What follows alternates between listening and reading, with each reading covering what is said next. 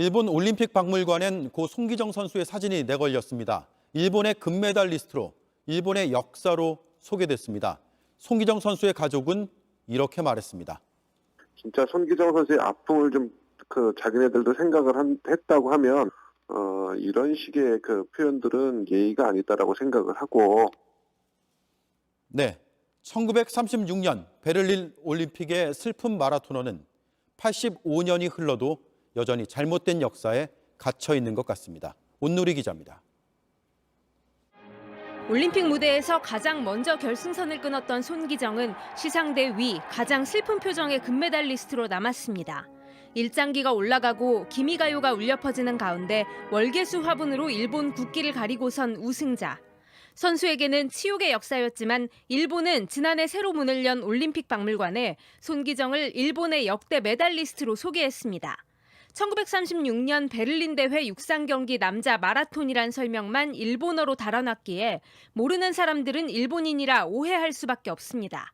일본에서 이제 손기정 선수에 대한 기억을 안 했었던 그거로 비춰본다고 하면 이런 식의 표현들은 예의가 아니다라고 생각을 하고.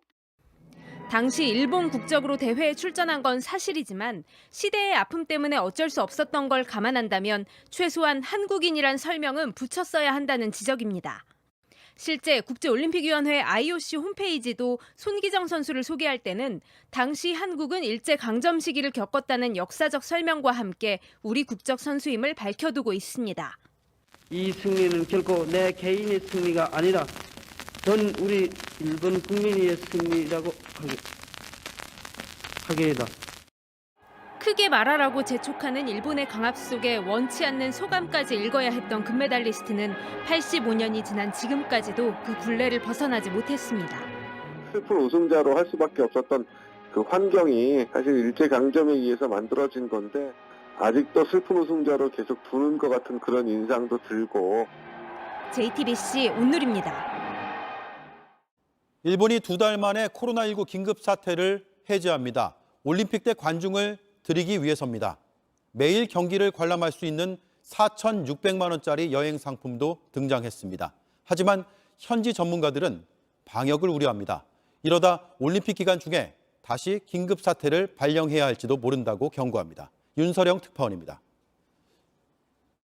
올림픽 공식 파트너인 일본 JTB 여행사가 지난달 말 국내 여행객을 대상으로 판매를 시작한 여행 상품입니다. 도쿄의 고급 호텔에서 숙박하며 총 17박 18일 동안 개회식을 포함해 하루 한 경기씩 관람하는 스케줄입니다. 1인당 최고 450만 엔, 약 4,600만 원인데 이미 다 팔리고 없습니다. もうほとんど売り切れの状況にはなっているかと思うんですけども、17泊18日という下のプランは全ていっぱいなんですけども。 올림픽이 시작되면 일본 각지에서 도쿄로 관광객이 몰릴 것으로 예상됩니다.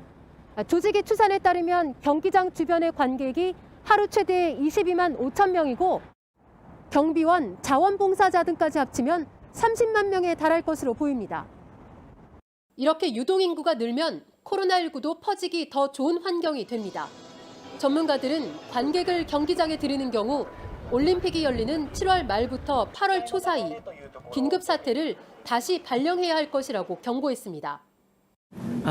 オリンピック・パラリンピックは全然その規模が違うから東京近辺で何十の競技場を使ってですよねやるわけで一度にやるわけですからそれをもう何週間もやるわけですから 일본 정부는 이미 판매된 티켓 처리를 위해서라도 경기장에 관객을 들이겠다는 입장을 고수하고 있습니다. 정원의 50%, 최대 1만 명까지 수용하는 안이 검토되고 있습니다.